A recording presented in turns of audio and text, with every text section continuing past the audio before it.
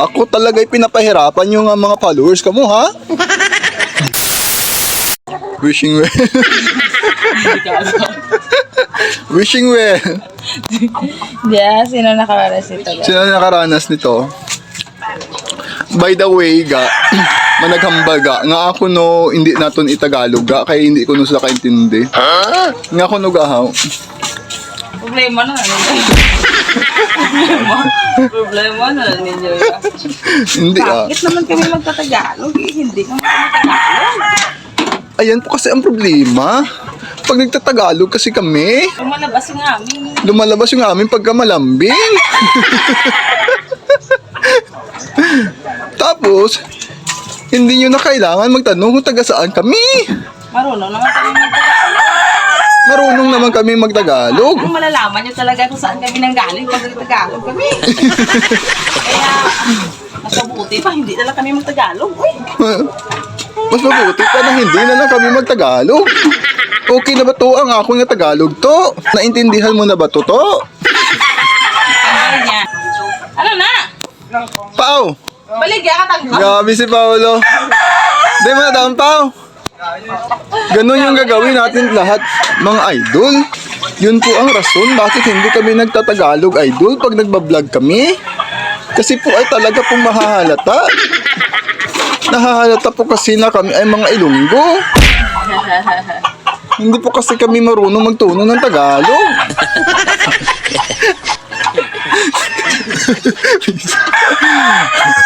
Napakalinis po ng water dito sa aming wishing well.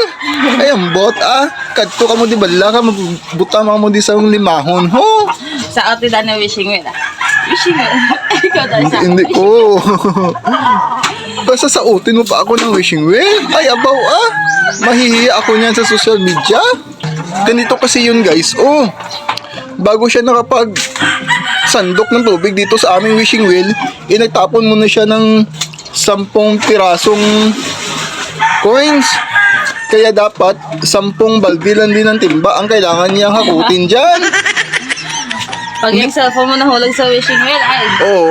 bagus talaga. Tapos pag yung cellphone na nahulog na dito sa wishing well, mahuhubsan ito ng tubig. Kasi tatanggalin lahat ng tubig para makuha yung cellphone mo.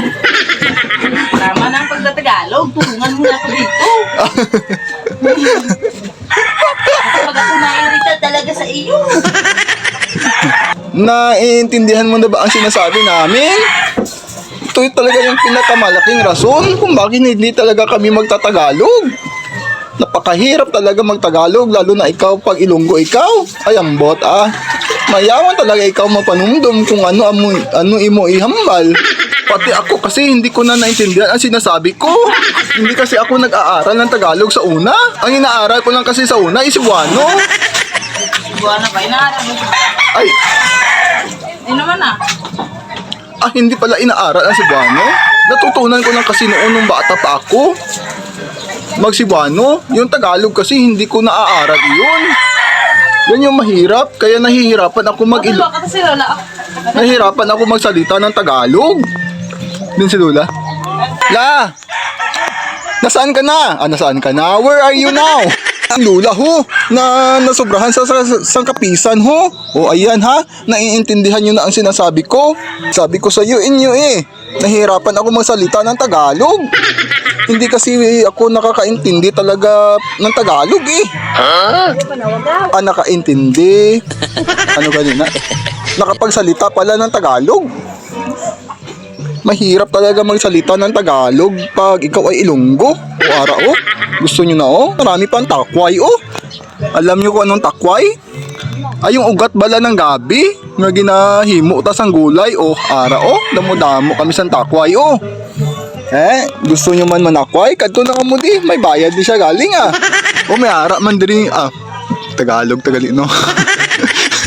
Sir. Meron din ditong kadyos.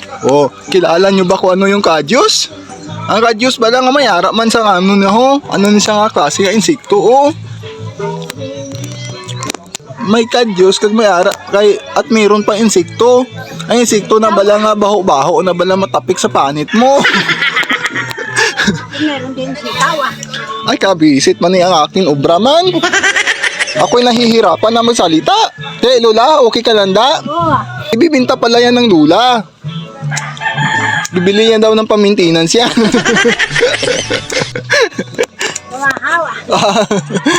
Ibili niya daw ng kaniyang pamahaw. Kabalo ka muna nung pamahaw.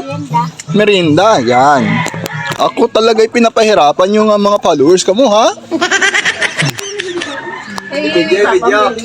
Ay, Oh, abaw ah. Sige lang, yun. Tanan mo ko. Nakakita na ako dito ng pira, mga kababayan. Malalaking pira na ito. Magkakapira tayo dito. Ito na yung nakikita kong pira, mga kababayan. Pero isisikreto lang natin ito. Tinatagaan nyo talaga ako ng rason para magtagalog ba? Ako talaga'y naiinis ba? Pag ako'y tinatagaan nyo ng rason na magtatagalog ako. Ha? Ang higko-higko daw ng bahay namin. Ay, ambot ah.